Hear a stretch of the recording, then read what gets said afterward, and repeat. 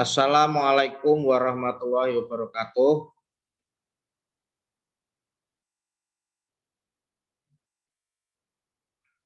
Anak-anak, sebelum kita mulai pelajaran, kita berdoa terlebih dahulu. Berdoa mulai.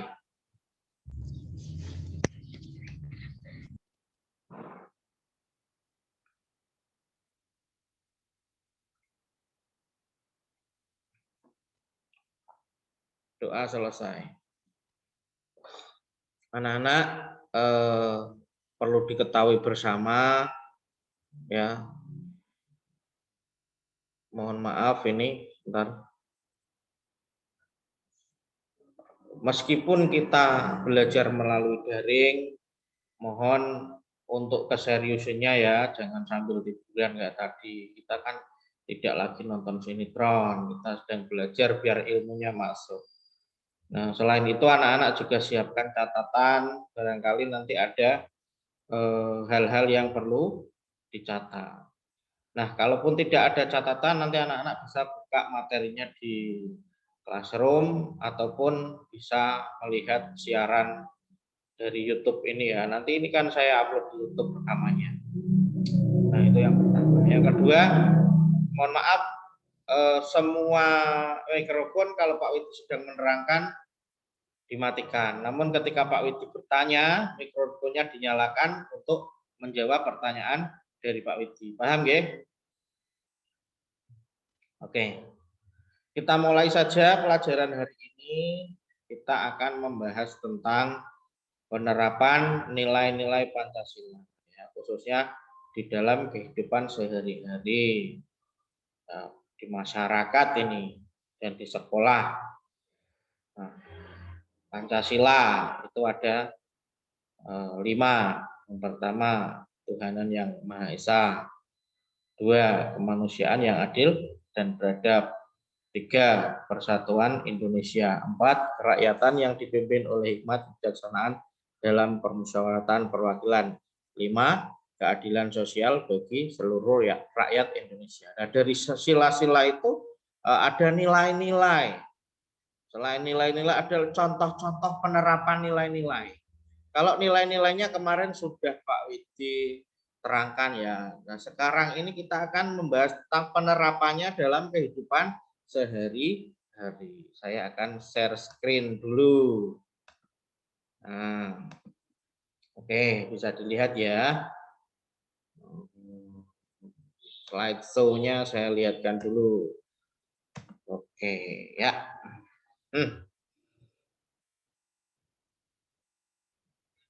Penerapan Pancasila, sila Pancasila dalam kehidupan sehari-hari. Nah, ini masuk pada PKN 3 KD 31 ya.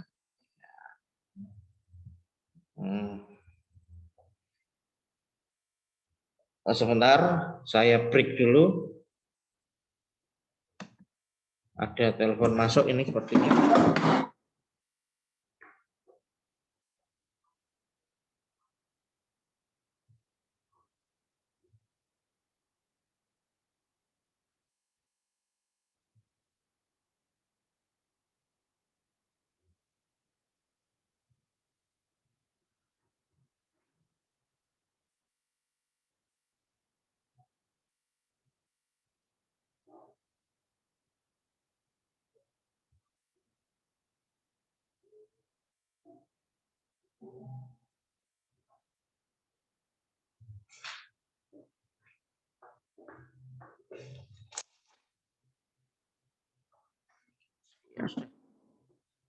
Kita lanjutkan lagi sampai mana tadi? Menerangkan ya, tentang Pancasila ya.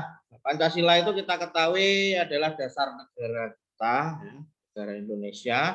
Nilai-nilai Pancasila itu dapat dijadikan pedoman hidup. Pedoman itu acuan, ya, untuk dijadikan pedoman hidup di dalam kehidupan sehari-hari, baik itu kehidupan di masyarakat, di keluarga, dalam sekolah maupun dalam lingkup kehidupan berbangsa dan bernegara. Ya.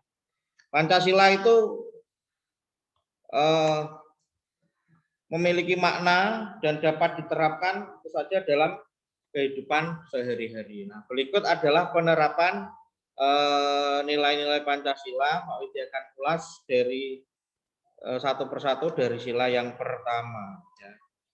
Sila yang pertama, bagaimana bunyi sila yang pertama? Sila yang pertama bunyinya adalah ketuhanan yang Maha Esa. Nah, di sila yang pertama ini tentu saja berkaitan dengan sila ketuhanan, ya. Yang pertama yaitu menjalankan ibadah sesuai dengan agama yang dianut. Ya, kalau yang Islam ya sholat, berjamaah di masjid.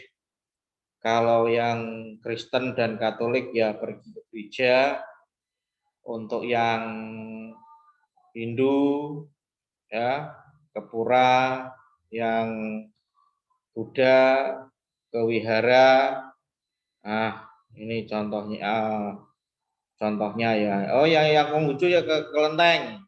Nah, kemudian kalau mereka sedang ibadah ataupun kita sedang beribadah, itu hendaknya ada rasa toleransi atau saling menghormati antar umat beragama, tidak saling mengganggu ya anak-anak ya. Ya, kemudian saling bekerja sama antar umat beragama. Nah, ini terjadi saat Idul Fitri. Ya, saat Idul Fitri dan saat Natal ini sering terjadi. Ya, saat Idul Fitri ketika umat Islam melaksanakan sholat Idul Fitri di masjid. Ya. Terus siapa yang menjaga? Yang menjaga ya polisi-polisi ataupun aparat keamanan yang tidak beragama Islam. Artinya karena mereka tidak melakukan sholat Idul Fitri, sementara yang Islam sedang melakukan Idul Fitri, mereka yang menjaga. Pun sebaliknya, ya ketika hari Natal. Kemudian di Bali ada nyepi. Nyepi itu prosesinya kan dulu di kelas 4 Pak Edi sudah menerangkan ya. Masyarakat Bali khususnya yang beragama Hindu itu melakukan ibadah, tidak keluar rumah, ya, tidak melakukan aktivitas. Akhirnya kan sepi ya karena namanya saja nyepi. Nah, ketika nyepi itu dilaksanakan, siapa yang berjaga? Yang berjaga ya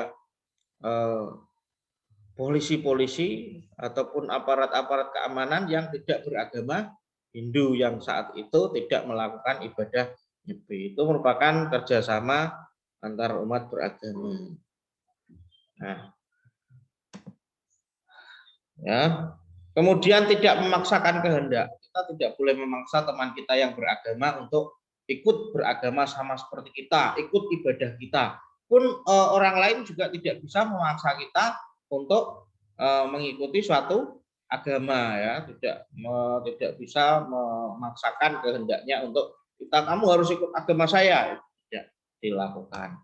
Kemudian nah ini tidak mengganggu ibadah orang lain. Saat orang lain beribadah, misalnya kita sedang sholat, umat agama lain, misalnya kita punya tetangga yang beragama lain, tetangga kita itu tidak boleh menyalakan tip terlalu keras. Apalagi dengan agama lain, dengan agama sendiri saja kita tidak boleh saling mengganggu. Contohnya ketika ada hajatan, sunat, nagam dangdut, ya. Nah, ketika terdengar suara azan zuhur, otomatis kan mereka break dulu, ada azan, ya, dangdutnya dimatikan dulu sementara. Apalagi kok kaitannya dengan agama lain. Dulu pernah ini Pak Widi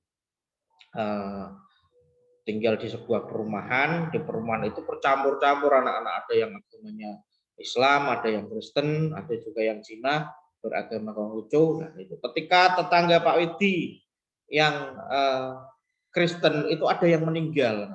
Nah, ketika ada yang meninggal, mereka itu dibantu oleh tetangga-tetangga yang agamanya Islam, dibantu dalam arti membantu pemakamannya, ya.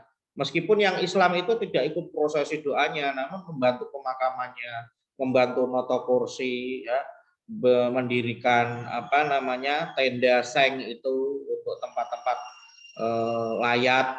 Nah, ketika mereka berdoa dengan cara mereka, kami yang agamanya Islam ya menepi terlebih dahulu. Namun ketika mengantar jenazahnya ke kuburan, nah itu diantar. Nah, terus sebaliknya sama. Setelah orang itu dikuburkan, mereka memiliki ritual seperti orang Islam ya, ono mitung dino, ono matang puluh, namun dengan doa-doa agama Kristen. Nah, mereka menggelar acara itu mendekati maghrib, anak-anak.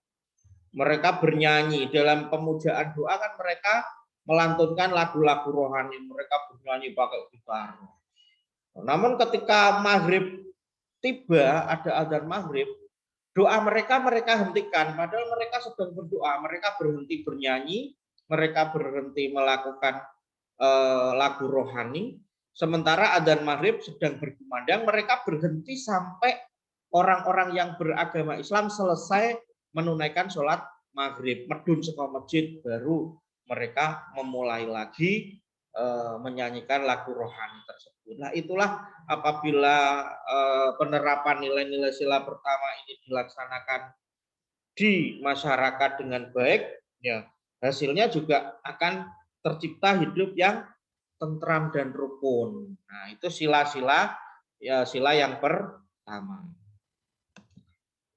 Kemudian sila yang kedua, ini gambar anak menolong temannya yang jatuh ini ya. Ini masuk pengamalan sila yang kedua. Nah, mengakui persamaan derajat hak dan kewajiban. Nah, kita punya hak dan kita juga punya kewajiban. Kita akui persamaan derajat. Kita tidak membedakan antara orang Islam. Kita tidak membedakan antara orang suku lain. Mereka punya derajat yang sama, punya hak yang sama, dan punya kewajiban yang sama. Itu kita harus akui persamaan itu. Ya. Kalau kita orang Jawa misalnya, kita mempunyai hak untuk mendapat pekerjaan, tapi bukan berarti orang yang di luar Jawa tidak punya hak mendapatkan pekerjaan di tanah Jawa. Kita harus sama-sama, kita harus bersaing secara sehat. Hak mereka juga sama untuk mendapatkan pekerjaan. Di dalam pekerjaan pun kewajiban kita juga sama. Kita wajib bekerja untuk mendapatkan bayaran. Jangan lantas orang lain yang misalnya di dalam suatu kantor ada yang suku Jawa, ada yang dari Batak. Wah, ini orang Batak, orang Jawa, kita kerjain yuk, kita kasih kerjaan yang berat-berat, kita yang ringan-ringan saja. Itu jangan seperti itu. Atau Pak Guru membeda-bedakan mana ini sing Islam tak ulang tenanan, sing Kristen tak ulang. Nah, tidak seperti itu. Kita harus memiliki atau mengakui persamaan derajat hak dan kewajiban. Kemudian berani menyampaikan kebenaran dan menegur yang melakukan kesalahan. Nah, kalau kamu memang benar, kamu harus berani mengungkapkan kebenaran. Dan kalau ada temanmu berbuat salah, hendaknya kamu juga tidak mendukung, tapi malah harus menasehati agar anak tersebut tidak lagi melakukan kesalahan. Misalnya, iki waya belajar online, ya. Kamu dibelikan kuota sama orang tua kamu, terus teman kamu juga sama. Kebetulan pas belajar bareng, temanmu main game, nah itu kamu harus berani menegur. Ini kuota jangan kamu habiskan buat main game, tapi lebih baik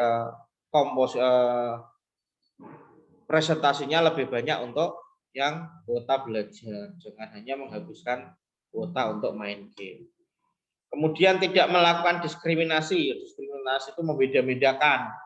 Kalau orang kaya dilayani dulu, orang miskin dilayani nanti-nanti. Kita harus melakukan pelayanan yang sama. Pun begitu dengan berteman. Wah, kalau temannya ganteng, saya ini mandang fisik. Kulitnya hitam, kita nggak usah temenan sama orang kulit hitam. Kita temannya sama yang ganteng-ganteng saja, yang putih-putih saja. Tidak, kita tidak boleh melakukan diskriminasi karena kita lahir dengan rambut keriting, dengan kulit hitam, itu merupakan takdir yang sudah ditakdirkan oleh Tuhan. Kowe sampeyan lahir ning Papua, berarti kamu punya takdir lahir dari keturunan orang Papua. Jadi kamu punya takdir berambut keriting, berkulit hitam. Kamu lahir dari Dayak, ya. Kamu punya takdir bermata sipit, berkulit putih. Kamu lahir di tanah Jawa. Ini sudah takdirnya Tuhan. Jadi kita tidak bisa membeda-bedakan. Wah, kowe ireng, apalagi menyangkut fisik, ya. Ini tidak boleh terjadi diskriminasi seperti itu. Nah, kemudian menghargai perbedaan di masyarakat. Masyarakat ini mesti beda. Ya, kita harus menghargai perbedaan itu. Perbedaan itu ada perbedaan agama, ada perbedaan sosial, ada perbedaan asal-usul daerah, perbedaan bahasa, perbedaan fisik. Banyak sekali. Ada perbedaan suku, perbedaan pekerjaan. Karena masyarakat ini dibuat berbeda. Memang Tuhan itu menciptakan kita berbeda-beda. Tuhan itu kreatif. Tuhan itu tidak menciptakan kita itu sama, itu tidak. Pasti ada berbeda-beda. Tidak ada minoritas. Yang ada adalah keragaman. Ya. Mereka itu bukan minoritas. Yang tidak sama dengan kita itu bukan minoritas, tapi keragaman. Ya, misalnya di Terban ini ada 11 karyawan, ya, termasuk guru dan karyawan itu ada 11. Nah, ada 11 guru atau karyawan. Ya. Satu yang tidak beragama Islam. Nah, yang satu itu Buis itu bukanlah minoritas. Tapi itu adalah diversity atau perbedaan, keragaman. Ya, bukan minoritas melainkan keragaman. Yang mana keragaman ini apabila kita sadari, ya, kita syukuri, keragaman itu merupakan kekayaan bangsa Indonesia. Seperti itu anak-anak. Maka perbedaan di masyarakat itu harus kita hargai. Kita pandang itu bukan suatu masalah, namun kita pandang itu adalah kekayaan atau keragaman. Bisa dimengerti anak-anak? Bisa ya? Coba Mia, sudah datang Mia? Samir, selamat datang. Selamat bergabung, kameranya bisa dinyalakan. Mia, Samir, iya Ufron, oke. Lagi kok malah dolanan, ya Allah Gusti.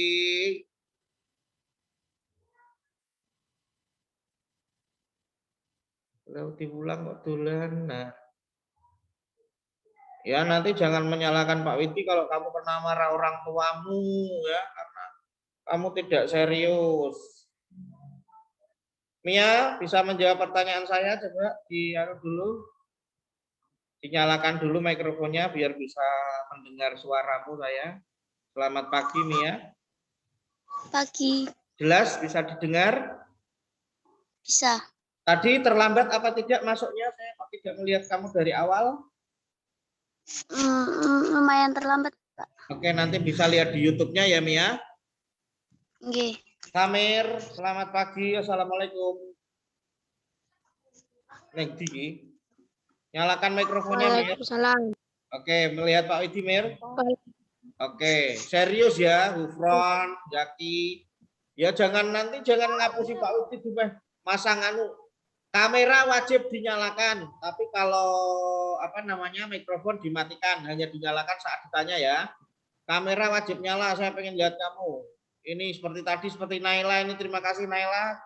Sip sekali kamu mengikuti dari awal. Ya, sangat antusias sekali. Ya, Samir, halo, selamat pagi. Saya lanjutkan ya, menghargai perbedaan. Oke. Mia, wajahnya lebih fokus lagi biar kelihatan, itu yang kelihatan cuma pundak kamu. Iya, biar bisa kelihatan. Karena Pak Widi ini nanti juga bikin foto untuk laporan ya. Biar Pak Widi kelihatan kerja, nanti pikirannya Pak Widi nggak kerja. Nah, suka menolong orang lain. Nah, ini menolong orang lain di dalam kebaikan. Kamu lihat ilustrasi gambarnya. Ya, kita lihat ilustrasi gambarnya. Menolong orang lain. Nah, ini ono koncone tiba ditangeki. Ora, kalau cuma teman akrab jatuh ketawanya paling keras. Ya. Kalau ada teman akrab yang jatuh ketawanya paling keras itu jangan. Ya, kita tolong dulu. Kamu boleh ketawa aja kalau kadang jatuhnya lucu, tapi kamu jangan lantas itu kamu ketawakan, tapi harusnya ditolong. Ya. Biasanya ini terjadi di sekolah ini, nek ono koncone tipu ya memang kamu menganggap itu lucu, tapi jangan ditertawakan. Harus kita tolong, kita bantu, oke? Lanjut. Nah, mengembangkan sikap tenggang rasa. Sikap tenggang rasa itu saling menghormati, saling menghargai, ya, menjaga perasaan orang lain. Itu sikap tenggang rasa. Nah, sila berikutnya yaitu sila yang ketiga. Sekok gambarnya saja itu kita lihat ya, Indonesia beragam, ada suku Jawa, ada suku Bali, ada suku Asmat, ada dari Lampung, Kalimantan, ada dari Sumatera Barat, ya, ada dari Sulawesi, ada dari Padang. Nah, ini silanya persatuan ini, persatuan Indonesia ya. Mengutamakan kepentingan bangsa atau kepentingan orang banyak, kepentingan umum dibandingkan dengan kepentingan pribadi atau golongan. Ini PPKM ini termasuk kepentingan umum ini. Ya, kepentingan umum, kepentingan bangsa ini. Bangsa ingin memutus mata rantai corona. Wah Pak, lah aku pengen kondangan yang nganu Pak, yang Bandung Pak. Ya stop dulu. Itu kan kepentingan pribadi. Kepentingan bangsa harus diutamakan. Nah, ini saja kita termasuk melaksanakan mengutamakan kepentingan bangsa. Ya jane pengenku pribadi aku sekolah ki ya tatap muka. Ya, sekolah itu tatap muka, pengennya kayak gitu. Sekolah ya tatap muka, bisa ketemu kamu. Kamu pun juga sama, biar enggak kamu sambil tidur-tiduran, sambil di rumah, koloran, kukur-kukur weteng kayak wetenge ketok udelmu ketok buran, udelmu tutupi mau ketok. Nah, ini tuh kepentingan bangsa. Nek aku pingine yo ketemu, kowe yo pingine yo ketemu juga. Maka yang harus kita lakukan apa? Yang harus kita lakukan ya harus menuruti ini PPKM ini, mematuhi PPKM ini karena ini merupakan kepentingan bangsa. Ya. Kemudian cinta tanah air, ya, cinta tanah air. Sebentar saya upgrade dulu waktunya ya. Ternyata kita sudah 30 menit ini. Kita sudah 30 menit, kita harus mengupgrade waktunya dulu ini. Ini kelemahan dari Zoom nggak gini. Nah, kelemahan dari Zoom ini kayak gini.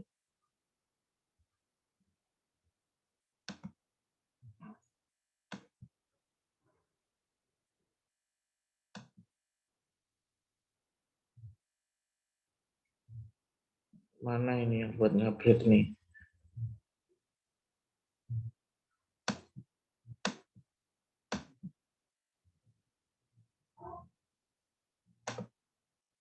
Ya, kita lanjutkan aja sampai selesai. Ya. Oke, cinta tanah air, kemudian menjaga kerukunan serta persatuan dan kesatuan di masyarakat, ya, tidak membeda-bedakan suku. Nah, ini tadi nilai-nilai Pancasila sila yang ketiga ya, kita tidak boleh beda-bedakan suku. Nah, ini sekarang kita masuk keempat ya, sila keempat yaitu sila yang keempat bunyinya bagaimana kerakyatan yang dipimpin oleh hikmat kebijaksanaan dalam permusyawaratan perwakilan. Nah, ini tentang musyawarah ya. Kita tidak boleh yang pertama tidak boleh ini mengutamakan musyawarah untuk menyelesaikan persoalan. Kalau masalah poe diselesaikan dengan musyawarah. Kemudian tidak memaksakan kehendak, ya kita nggak boleh memaksakan kehendak. Ya kalau sedang bermusyawarah itu kita tidak boleh memaksakan kehendak kita. Menghargai atau menghormati pendapat orang lain, ya. Kemudian menjunjung tinggi nilai-nilai kekeluargaan, menjunjung tinggi nilai-nilai kekeluargaan. Artinya dalam musyawarah itu kita harus menjunjung tinggi nilai kekeluargaan, jangan musyawarah gontok-gontokan bertekar, ya paksakan kehendak kita. Aku pinginnya misalnya kita mau di dalam masyarakat, aku pinginnya membangun got, bisa gotnya perlu diresiki, tapi ternyata yang lebih penting adalah membangun jembatan yang mau roboh. Kita paksa harus itu gotnya harus dibenahi dulu. Sementara orang yang lain kamu tidak hargai pendapatnya. Nah itu tidak boleh. Kita tidak boleh melakukan itu. Kita harus menghormati pendapat orang lain, tidak memaksakan kehendak, ya menjunjung tinggi nilai kekeluargaan. Kemudian menghormati hasil musyawarah. Ya. Bagaimana cara menghormati hasil musyawarah? Cara menghormati hasil musyawarah yaitu sebentar.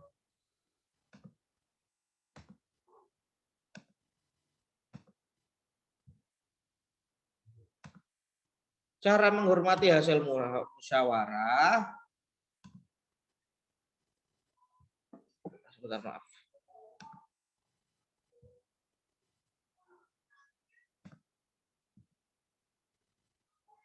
Yaitu dengan melaksanakan hasil musyawarah itu dengan rasa keikhlasan dan penuh tanggung jawab.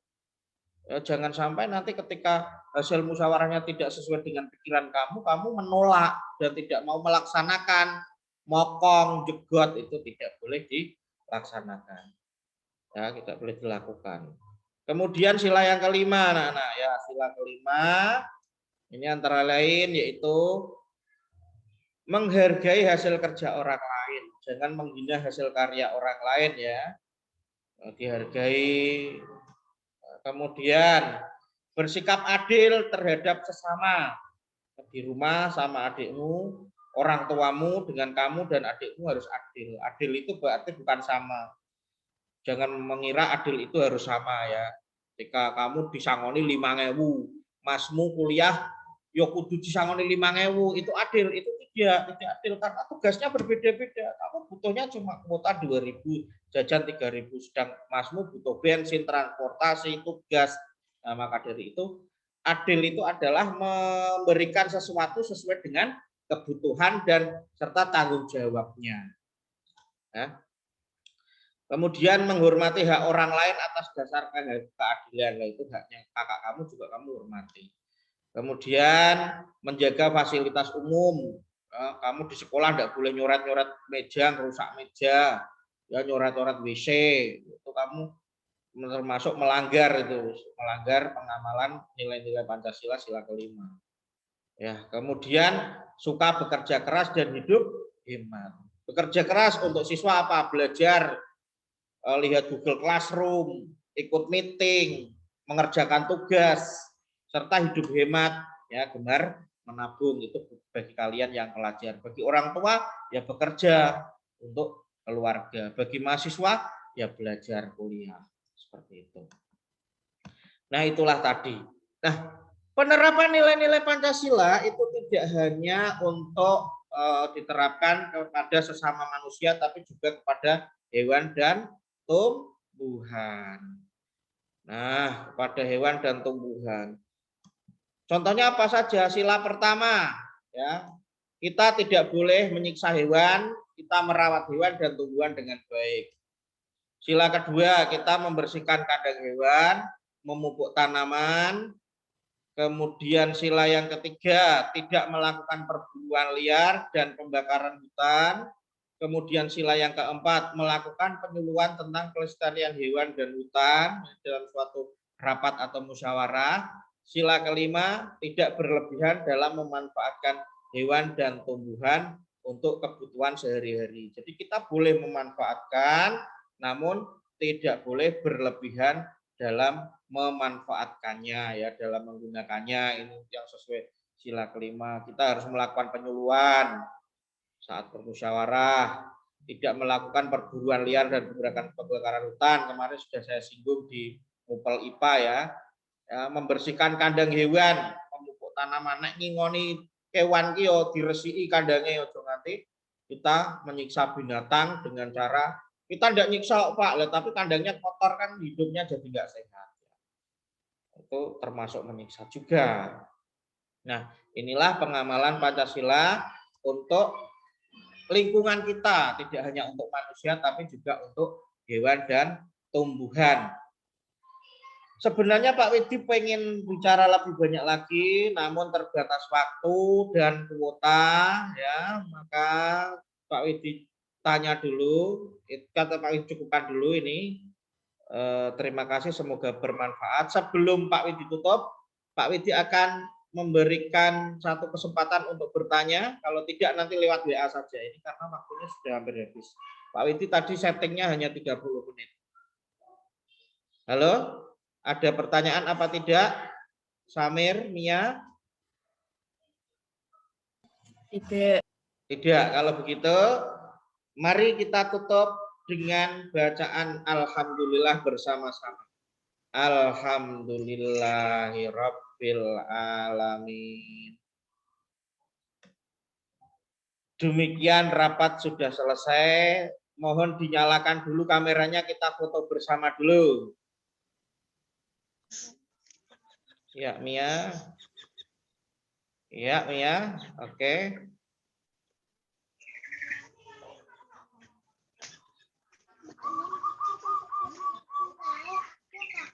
Oke, sudah.